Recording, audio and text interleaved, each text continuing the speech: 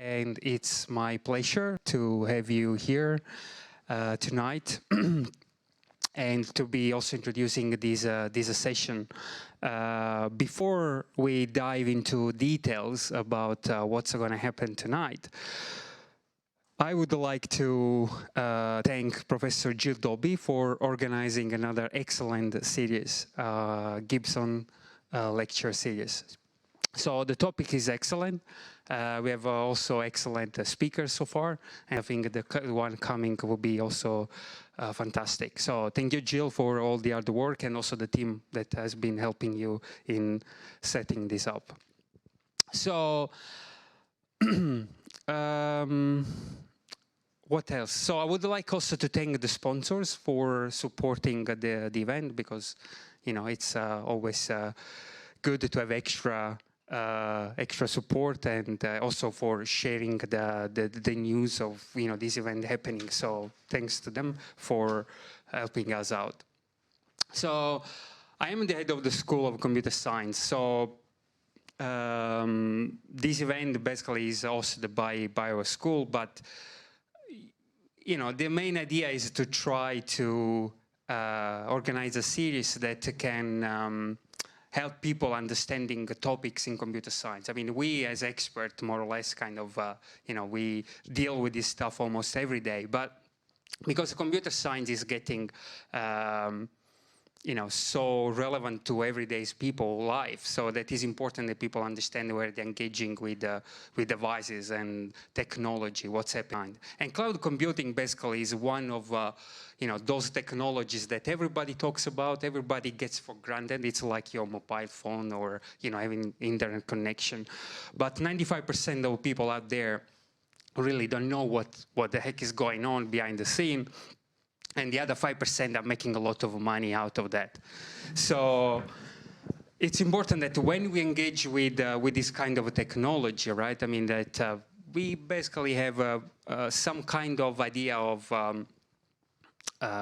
what consequence might happen later on. So cloud computing, if you were with us last week when David Ayers gave the first lecture introducing the concept, it's a very cool idea, right? I mean, basically what you're trying to do, or what organizations do, is to outsource data and computation to a third party. So it's much cheaper, you pay for what you're using for. But there is also another cost, a hidden cost, that is basically you also outsource it to a third party, the handling of your data. And nowadays, data is the most important currencies that as a user we have. I mean, before, software was the most important kind of things that an organization will try to, or asset the organization will try to exploit for making money, let's say. But nowadays, basically, software doesn't count for much. I mean, you get a lot of free service out there. The caveat there is that basically, every free service that you get is also asking for data about you. And collecting this data, then it's used for whatever purpose the organization behind the scene they would like basically to do with that information. So tonight, basically, we are going to talk about a specific topic in cloud computing. It is around the data sovereignty, and more specifically, Māori data sovereignty. So I will be introducing the chair or facilitator of the evening, Dr. Daniel Wilson. So Daniel has been part of the school for 3 years now, so working with us, and is involved in several kind of research projects. So he's a part of the Tikanga in Technology project together with Kiri and Māui, and also is a part of the Te Mana Rauranga network, so which is the Māori Data Sovereignty Network together with the rest of the panel. So I will shut up now. I will pass the baton to Daniel for let the panelists introducing themselves. That's good, delegation, and enjoy the evening. Thank you.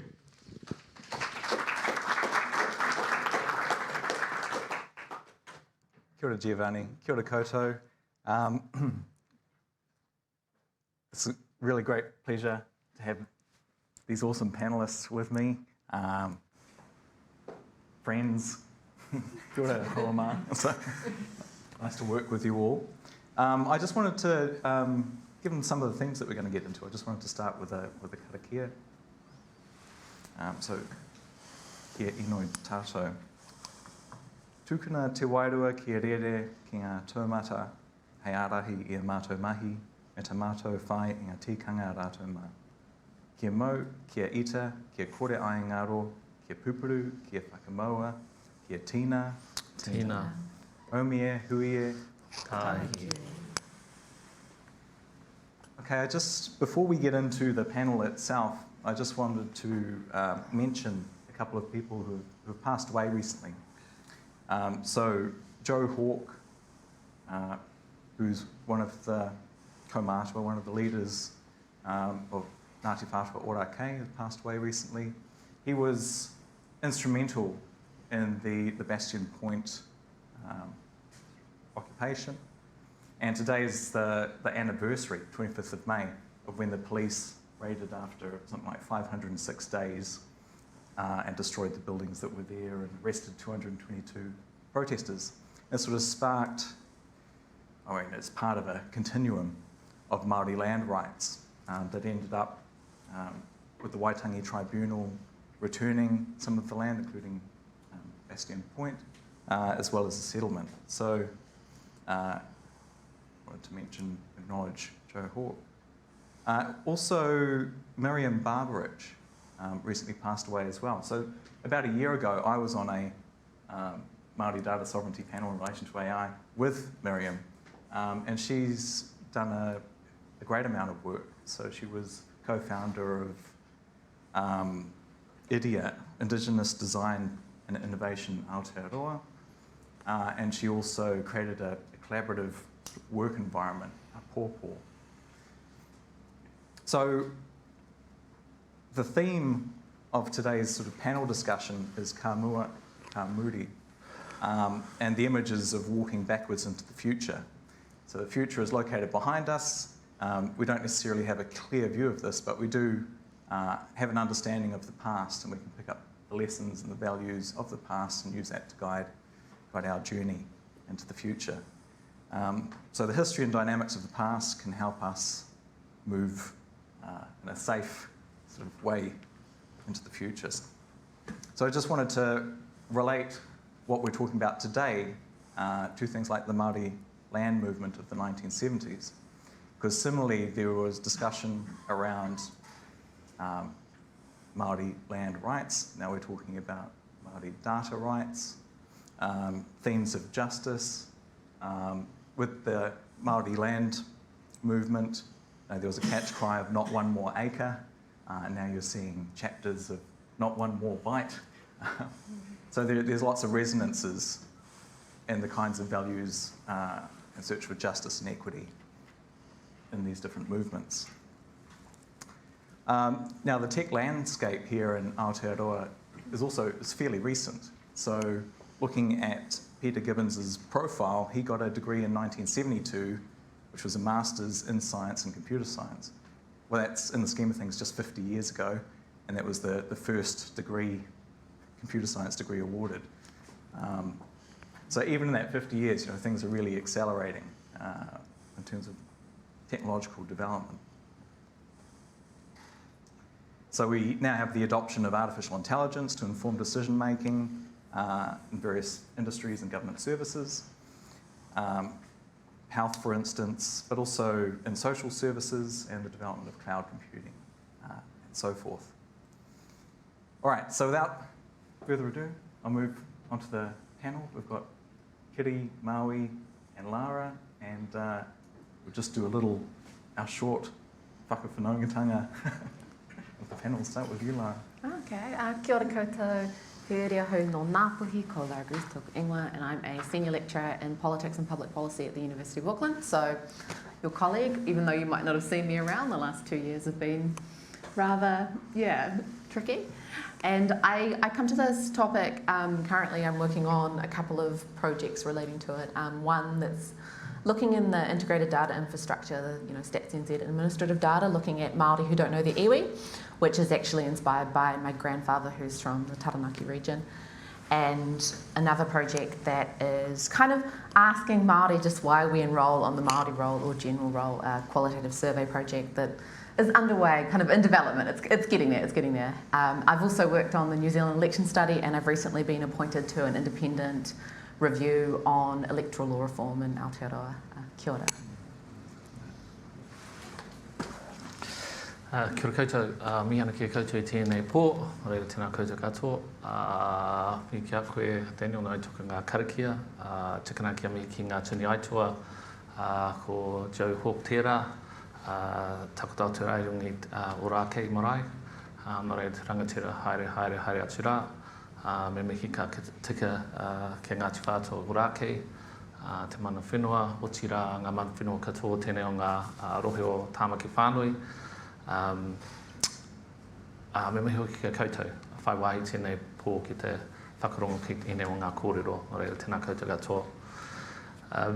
Yeah, just wanted to say my name is Māui Hudson, primary affiliation to Whakatohia, which is down around the Pōtiki, and I bring that up in the context of what Daniel was talking about Joe Hawk. Ranginui Walker was one of our rangatira from Whakatohia, but also part of the University of Auckland. And one of his books was Ka Whawhai Tonu Mātou, Mo Ake Ake Ake Tonu, and it was that context around land rights. And so I think there's that that aspect of it which continues to run through, just as Daniel had spoken about. And I just acknowledge what's happening up at Orake at the moment, because that was also where Ranginui lay after he passed away. And so the relationship between Whakatohia and Ngāti Whātua was a strong one, and we had some of our rangatira go visit him this morning.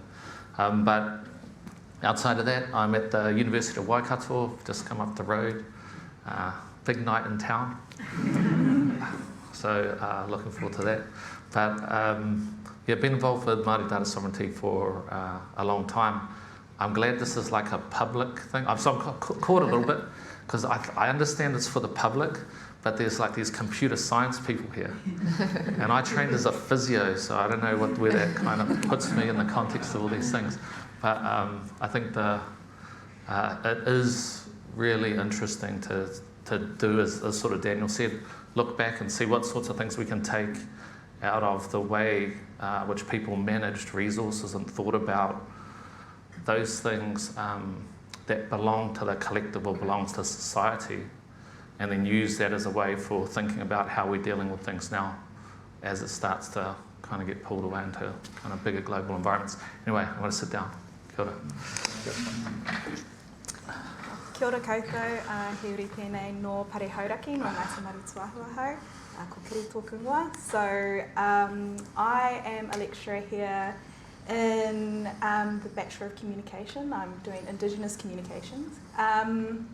And I just recently submitted my PhD, which was sort of really focused, yeah, thank you. Yeah, looking at sort of theorising Māori data sovereignty in Aotearoa.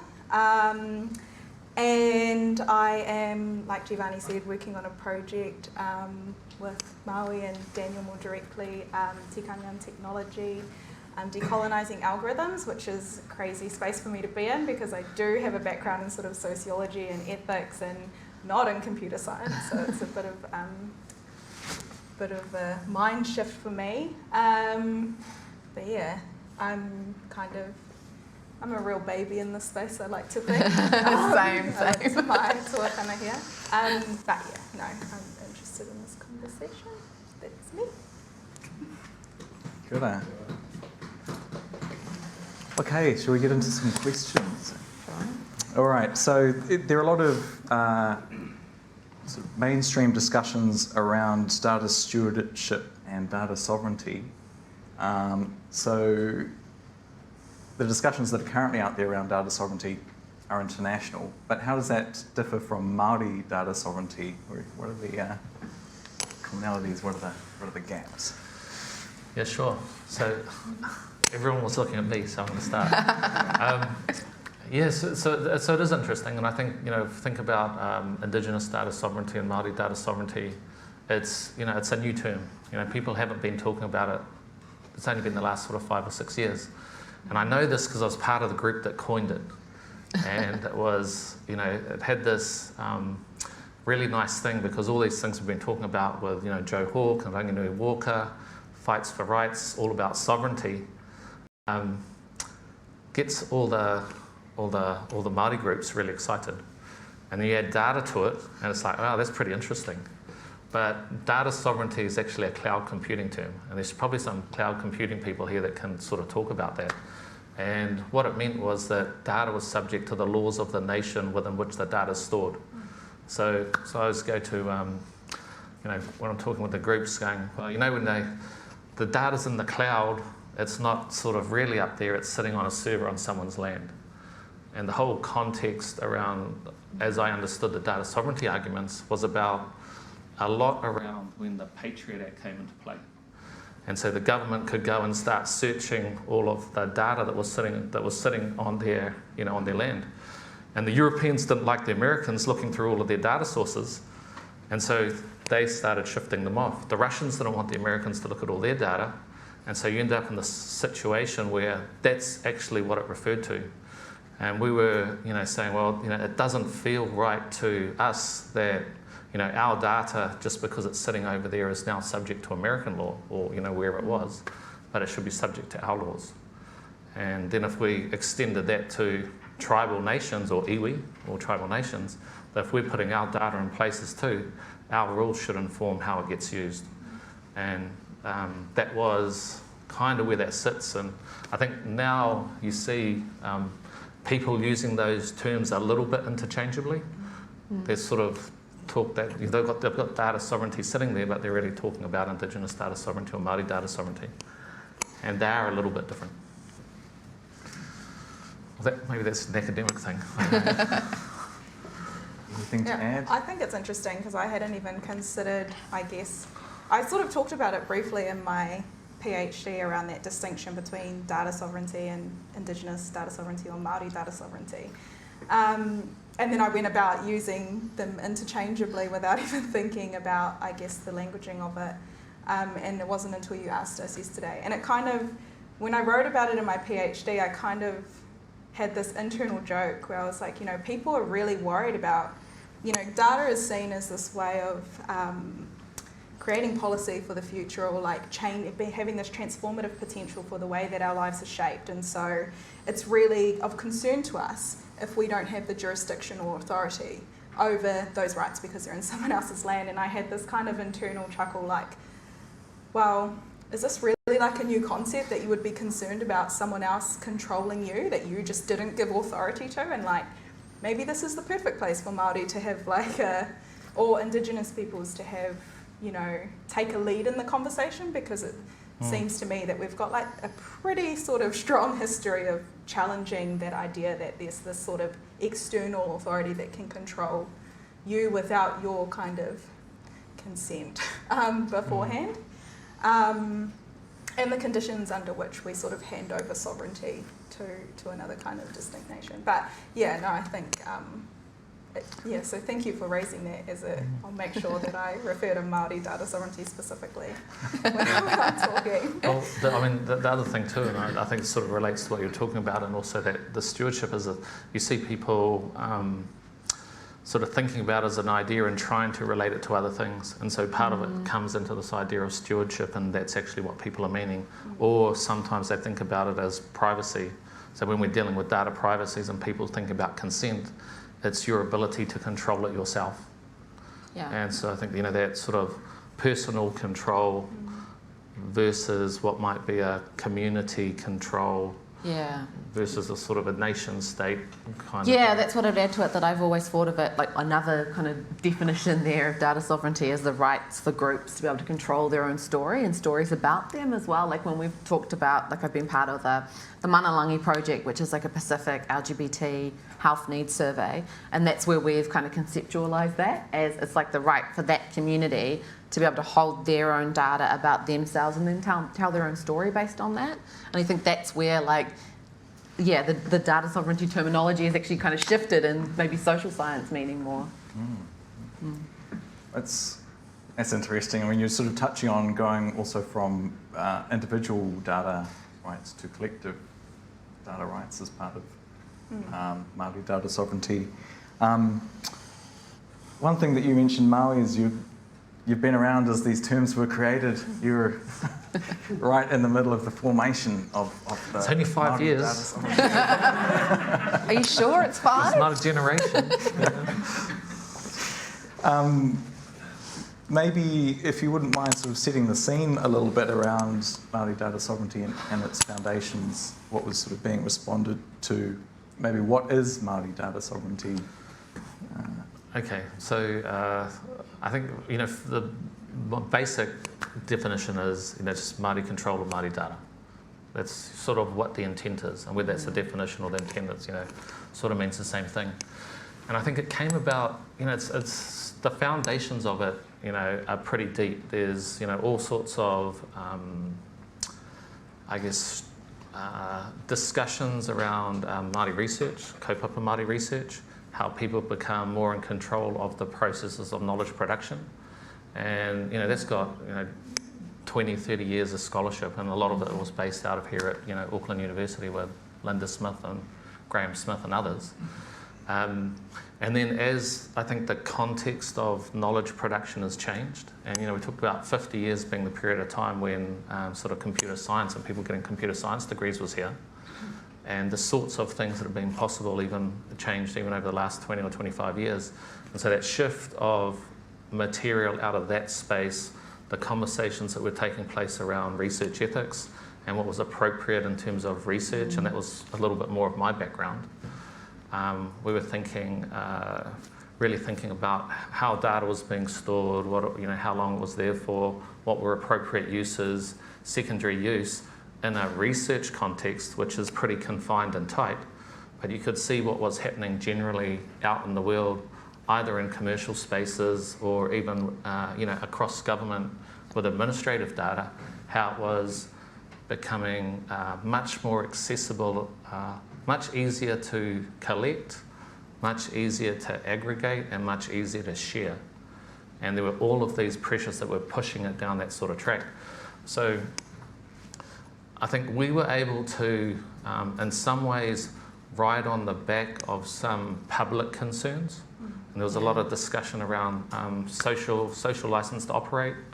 What sorts of data that was being collected about us as individuals, which the government was collecting, should they be able to share with others? And as people were starting to think about that, we're going, well, actually, where do Māori sit in that? Where do iwi sit in that picture? And what sort of discussion should we be having around it? And I think that was kind of the intersect that led to, the discussions about Indigenous data sovereignty, what it might mean, and allowed us to become a part of some of the conversations. And that's part of what its point was, is to give us a place to have a say about these changes that were taking place in the world. Much of it driven by, computing and cloud services. But you guys were also part of the Global Indigenous Data Alliance as well, so it's like that's that thing that we always have to reinforce, that it's not like just us, eh? Yeah. And the actual group that helped put together the initial, sort of initial thoughts around it was an international one. There were people from US and Canada and Australia that were all a part of the meeting. That was the first meeting that led to the book, Indigenous Data Sovereignty Towards Agenda, and that was sort of like the foundation of all of the work. And then different data sovereignty networks started in some of those countries, and between those and then the Global Indigenous Data Alliance have done a lot of the international advocacy around Indigenous data sovereignty and then Māori data sovereignty locally. And then probably the other thing that gave it some momentum here in New Zealand was when the iwi leaders group, so the iwi chairs forum, who were already getting together to engage with the Crown around policy in different spaces, sort of recognised that data was one of those underpinning foundations for all of their different work areas, whether it was environment or health or economics. And once they put a particular focus on that area, and then all of a sudden you had a political support, Māori political support sitting behind it, it's gained more and more traction. Is that short enough? I mean, there are a bunch of things that I'd be keen to kind of explore a little bit, but maybe we should narrow it down, but head back towards cloud. All right, so given that our theme is cloud computing, we're seeing plans sprung into action for large data centres based here, or Microsoft, Amazon, so forth. Locally owned Catalyst Cloud recently granted, agreed some sort of all-of-government framework with the DIA for services. And this might be taken by some commentators to kind of solve data sovereignty issues. What's missing from this picture?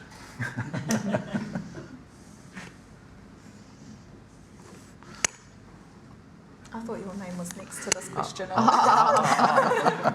Leaving some space for you, Lara. Well, I guess I just kind of wanted to sort of discuss some of the issues that I've been having, and because I'm not in the computer science space so much as the sort of just that sort of figuring out one of the reasons that I came into this whole space was trying to figure out how to so we had the New Zealand election study, and we have this time around about 1,300 Māori who have participated.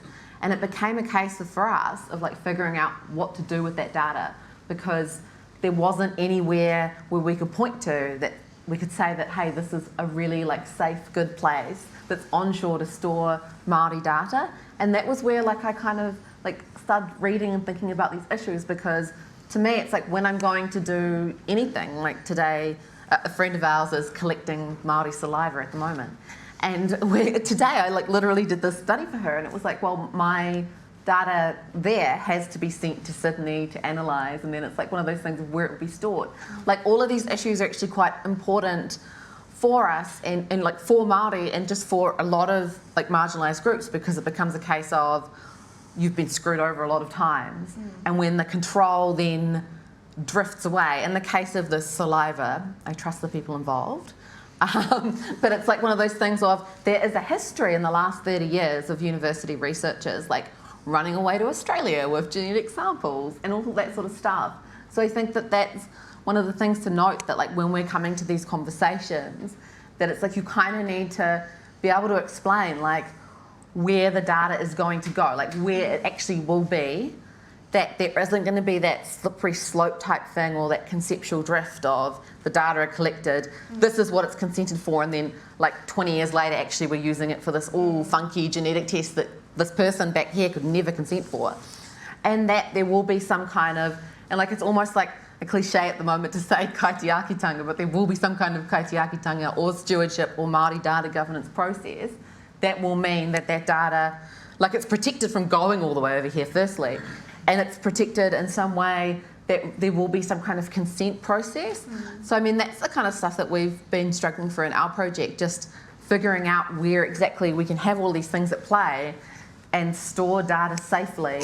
So it's not a case you don't want to personally, especially as a Māori researcher, put your name on a consent form, send out the study, do the research, and then have your open access data used in a way that deficit frames or diminishes the mana of the participants. So you don't want to do that ethically, and you also don't want to do that for your reputation. But yeah, just generally those have been the issues that I've been working through. Yeah, I don't know.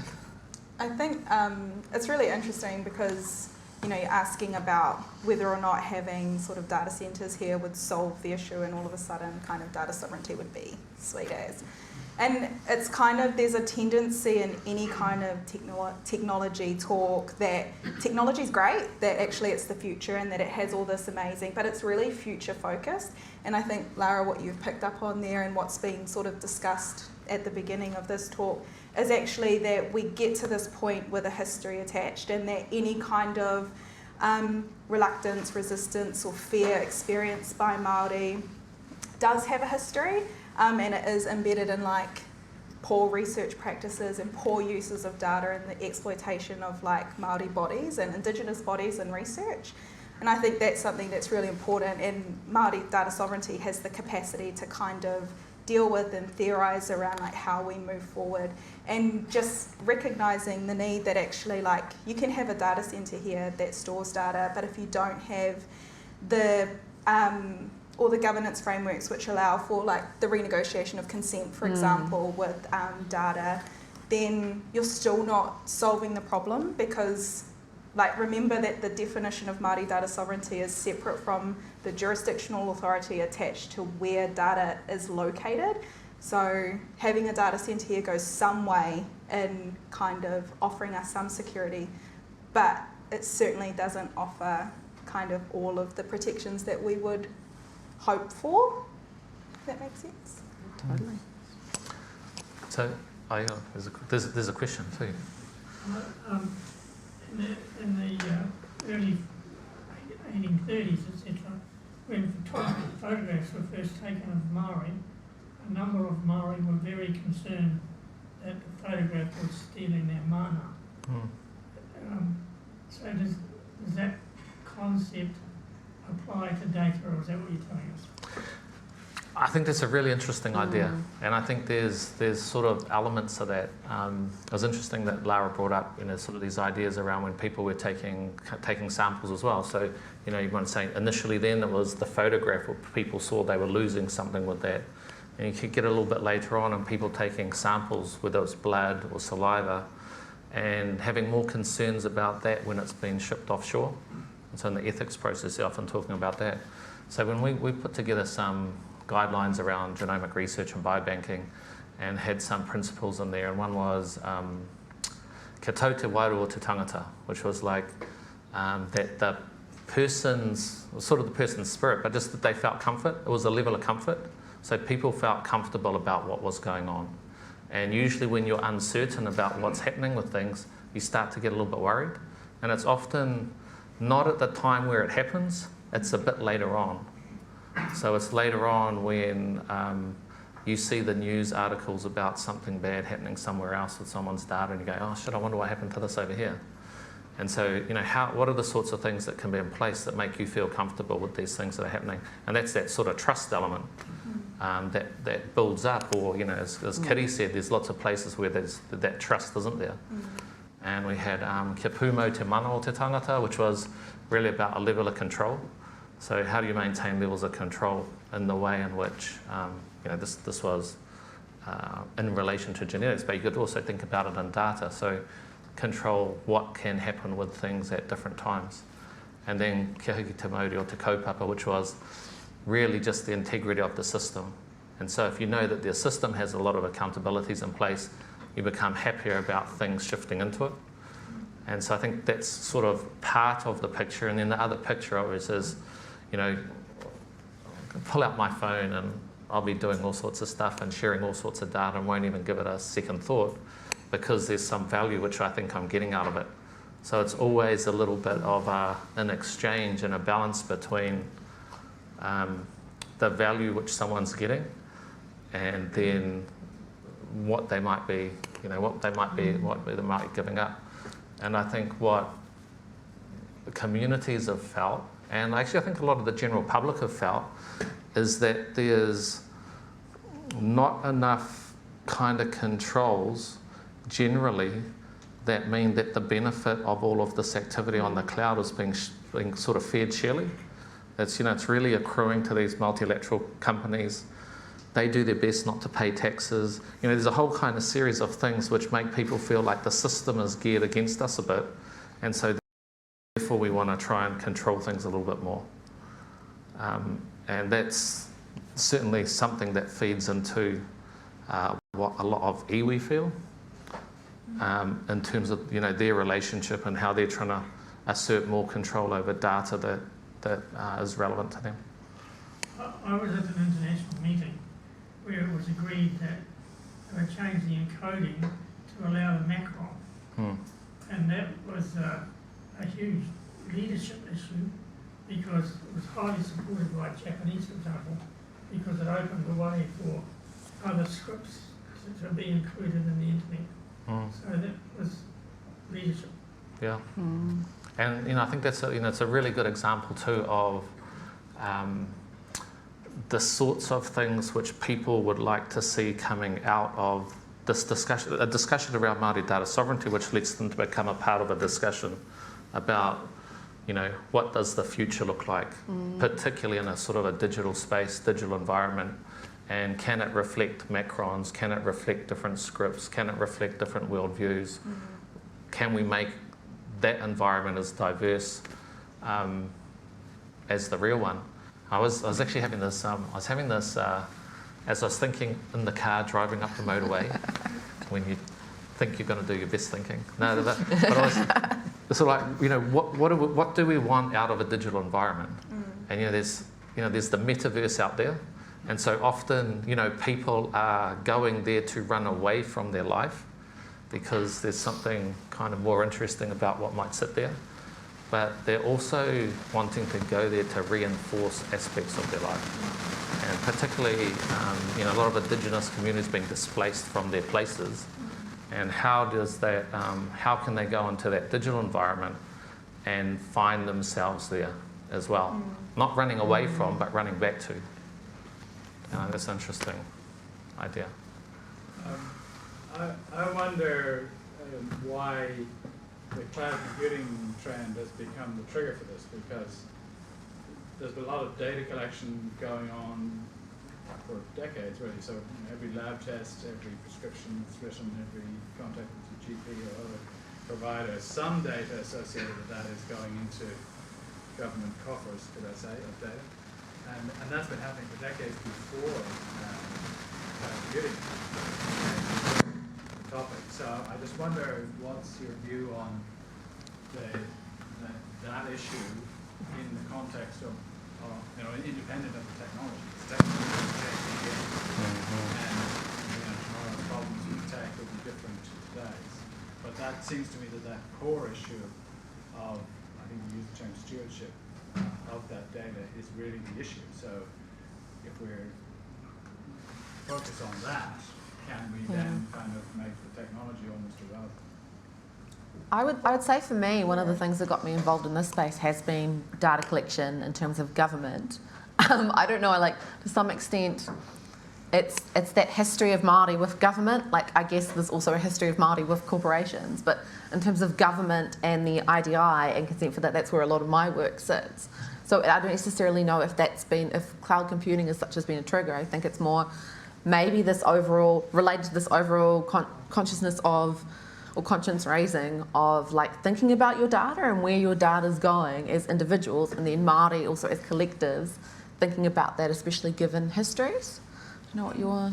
I think, we've already talked about how a lot of the central tenets of Māori data sovereignty sort of come from land rights movement. So I think we've been talking about these issues for a long time, and actually the whole data collection issue that you sort of mentioned in your question is something that was the subject of criticism when we talked about research ethics and how research, Linda Smith said research is a dirty word for Indigenous people, and that's about data collection, and that was always about the way that data was used against Māori and Indigenous peoples generally, and around how deficit framing is something, you're right, that has been happening, but I think what's different about the technologies that are available now is their capacity for speed and growing at exponential rates. So it's about scaling up our theorising around Māori data sovereignty. So these are not new arguments. We're not introducing anything radically different from what we've been talking about since, you mentioned 1830s and the taking of photos. We're still talking about the same things and the assertion of those same rights. It's just this is the sort of new frontier of anti-colonialism, or, I guess, in that way, the strength of our theorising will maintain and persist beyond whatever technology or technological development might come sort of in the future. I don't know if that kind of answers the question. And so if we actually tried to answer the question that Daniel gave at the beginning, I don't know how that was like. What a good minutes. panelist. That was 5 minutes ago. Only because it's kind of, I think it was sort of reinforced, and it was Is stewardship the central issue? Because, like you said, it's been happening for a long time. I think the trigger for people's concern about the data collection wasn't the collection of the data, it was the use of the data. And more particularly the reuse of the data outside the context which it was being collected. And so the sort of data linkage and data sharing, which has been a more sort of recent kind of possibility, this is all because of technology, and people started seeing that moving around, and exactly what Kiri was saying, the scale of it and the speed of it, that's what got them concerned.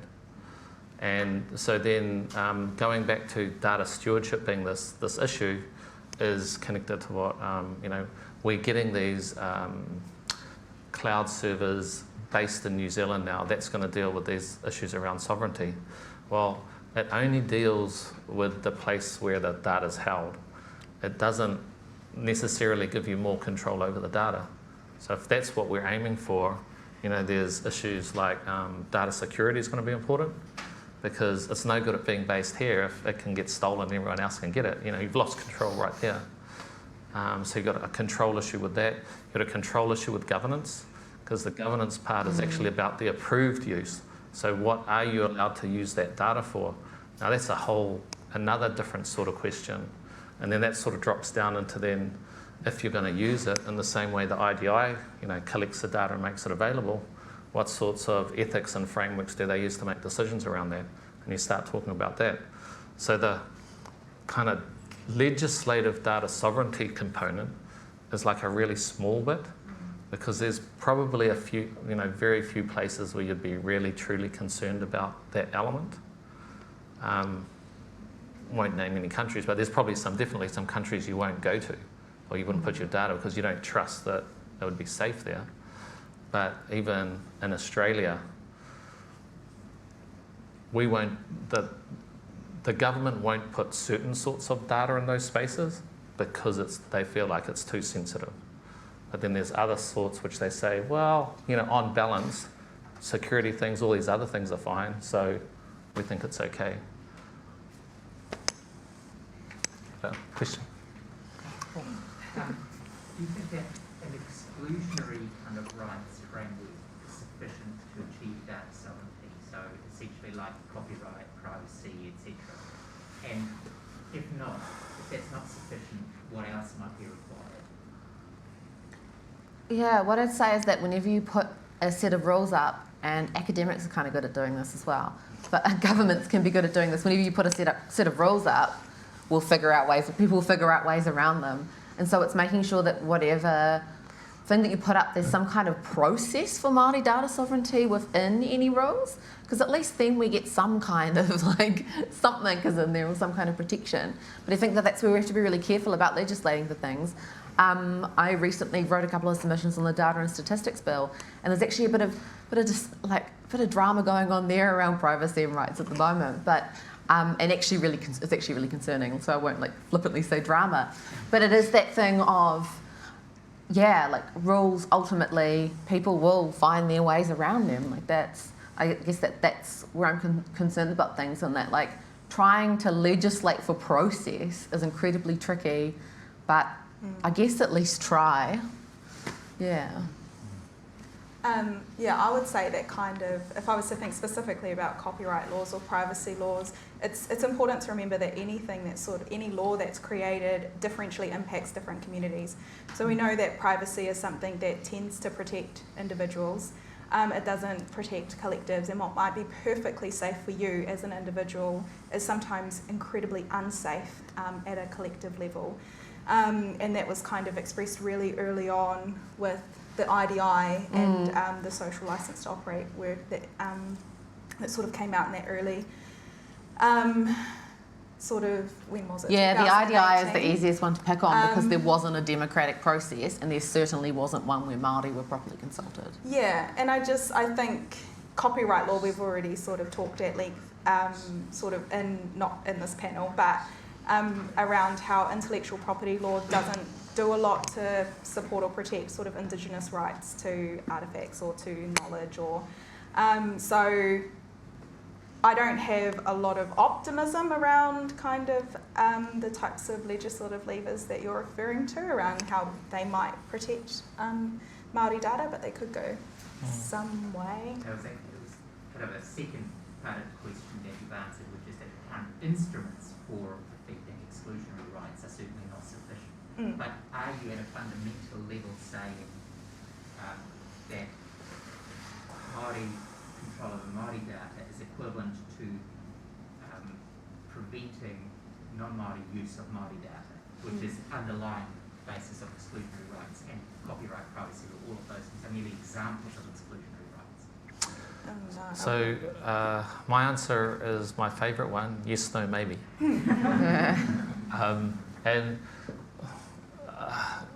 So I think there's, at the moment, the discussion around Māori data sovereignty has been very, what would I say, rights focused and quite political. And it's now moving into the space where it has to become more action orientated and sort of functional. And I think, you know, getting towards what are the things that can be put in place that start to enable or move towards a place where Māori have more control of Māori data is actually the really interesting but kind of challenging work that lies in front of us. There's, you know, I think one of the things around it is that you can take sort of like something that belongs to a person. They're a part of a family, so it's family information. They're a part of the iwi, so it's iwi information. They're a part of Māori, so it's Māori information. They're a part of the nation, so it's nation information. And I think where we probably end up having to get to is just not so much sort of a rights-based exclusionary property type thing, and it very quickly moves into that conversation, but one's around what sort of use rights do different groups have, and what sorts of things are they allowed to do and what sorts of things are they allowed, and you know, exclusionary is really about stopping other people from doing things. And so I think becoming nuanced about what that looks like will be really interesting. And you know, I think the practical example of that recently was around the whānau order group wanting to get access to the COVID data, well, the personal details actually associated with the COVID data for as a sort of a Māori provider, and the sorts of differences, you know, the Ministry of Health had a difference of opinion around that. Iwi had different ideas around that. And so as we move into the environment of the Māori Health Authority as well, they're going to have to kind of work out what those sort of relative use rights look like. I was wondering what overlay do you see between Māori data sovereignty and the Te Treaty Waitangi and the Treaty of Waitangi? I would say like one of the things, like being a political scientist and then coming into the data sovereignty space, is that real like, just like I've seen a lot of sort of discussion around, like, you know, when it comes to something like any kind of Māori, and like bringing back to Māori land, like Putiki Bay, for example, where it was clear that in the process a certain trust group was consulted instead of a different one and all that kind of stuff. Where I see the similarities is it's like, okay, making sure there is some kind of Māori control and some kind of Māori like consultation, but also within that it's not just a like tokenistic, hey, what do you think, we're going to ignore it.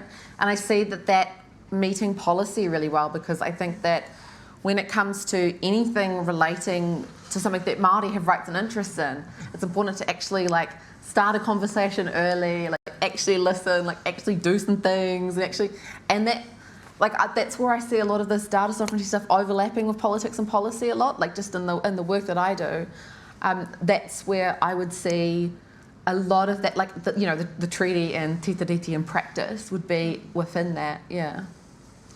I think Te Manararanga also talks about the fact that all data has the capacity to be taonga. So you wouldn't say that all data are taonga, but all data have the ability to be framed or understood as taonga. And so from that perspective, then because data are taonga and taonga protected under Te Tiriti or Waitangi, then there's a very clear connection it's also a useful connection to make because it compels the government to take action in terms of their responsibility and accountability to protect Māori data, because this isn't just an issue. Māori are not solely responsible for leading, we're responsible for leading the discussion, absolutely, but we're not responsible for coming up with all the solutions. Actually, this is something that involves some kind of consensus and some kind of, is consensus the word I'm looking for, where we're sort of coming together and recognising that we all have a responsibility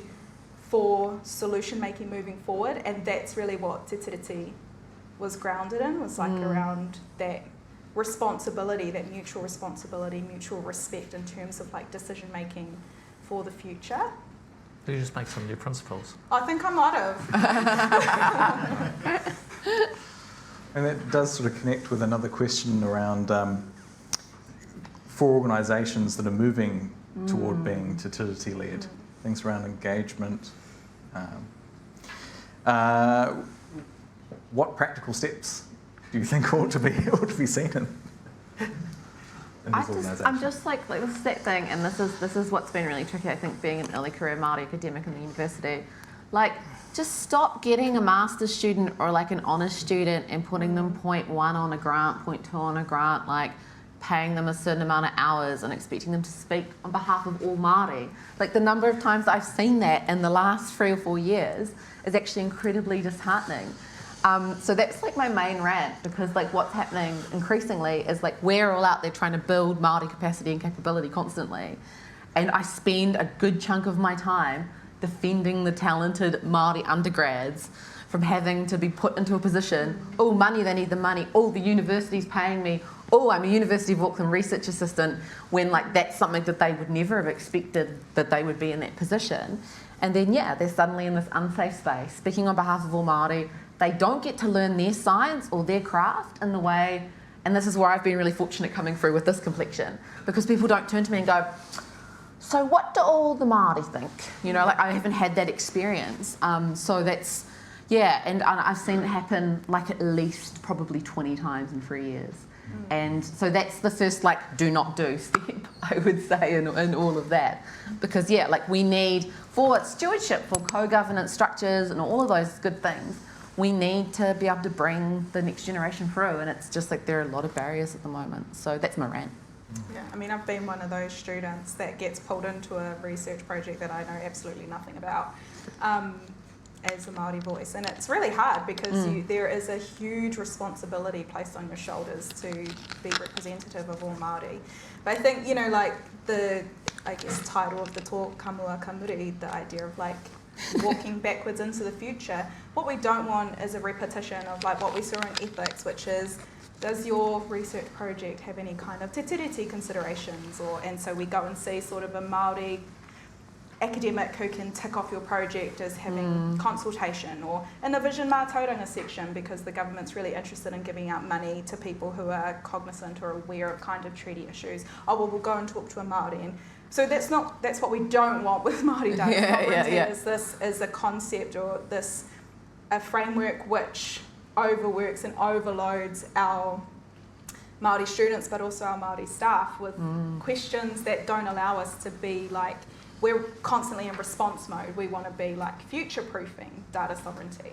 And I think the really important thing is that like, if you're really interested in doing Māori data sovereignty, then you're gonna have to do some reading and get educated and not expect that one person is going to be able to always be there to answer your questions and like be open to learning, and actually possibly like a practical step might be relinquishing some of your control and power, and be ready to do that.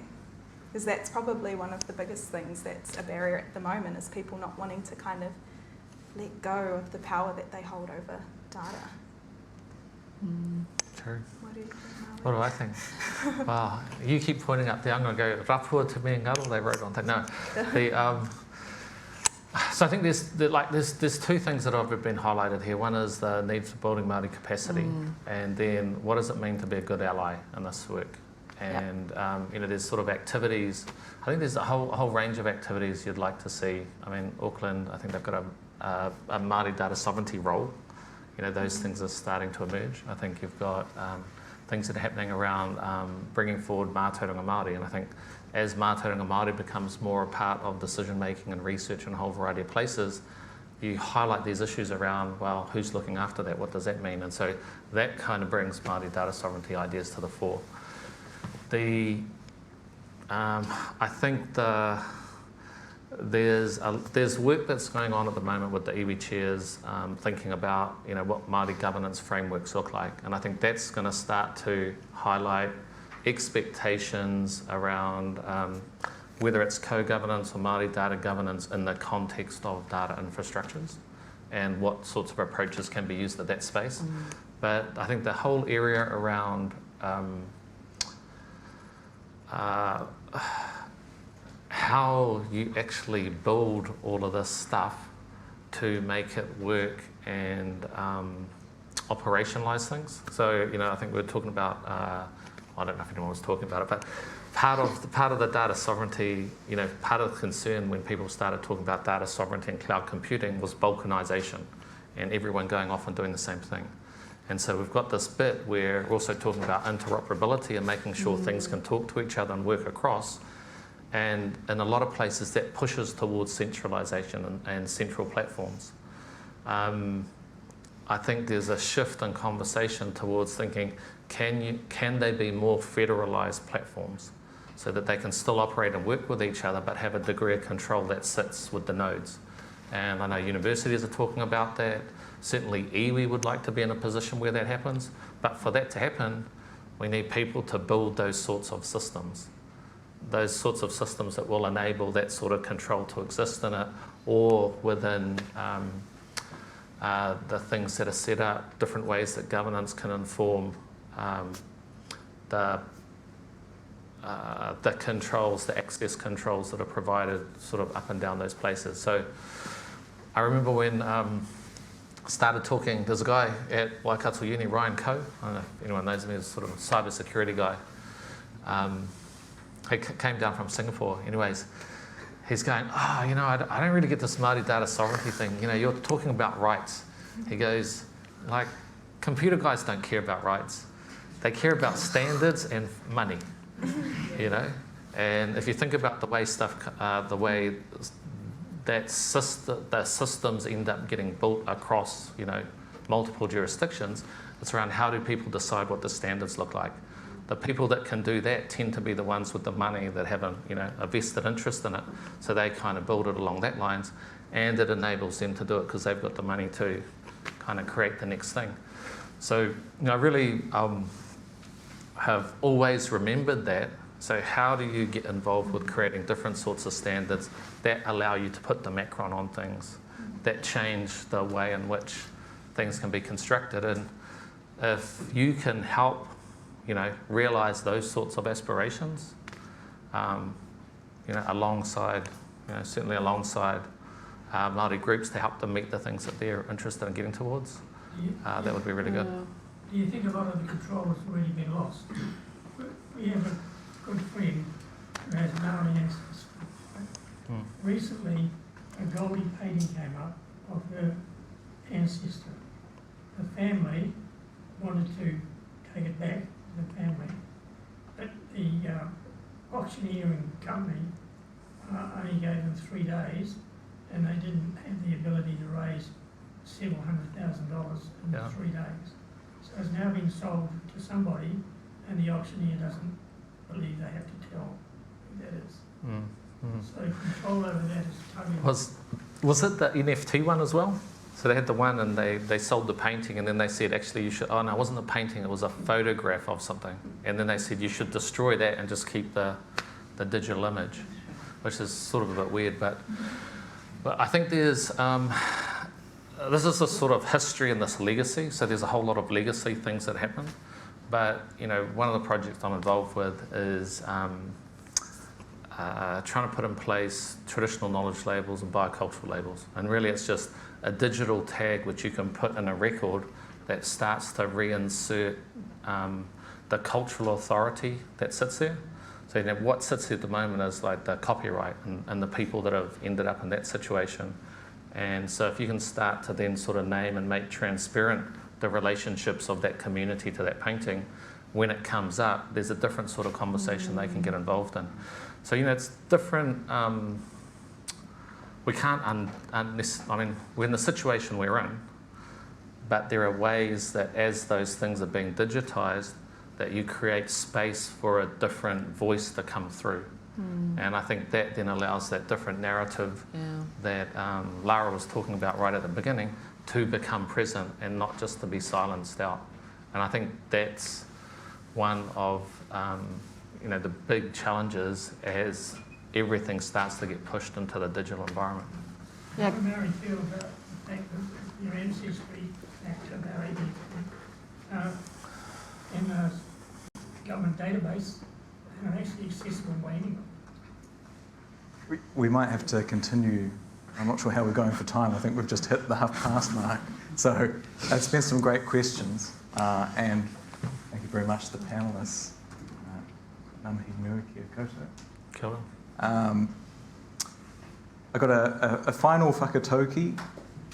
Te amorangi ki mua, te hāpai o ki muri. So with our panellists and all of us up front, there's a whole heap of people working behind the scenes to make this happen.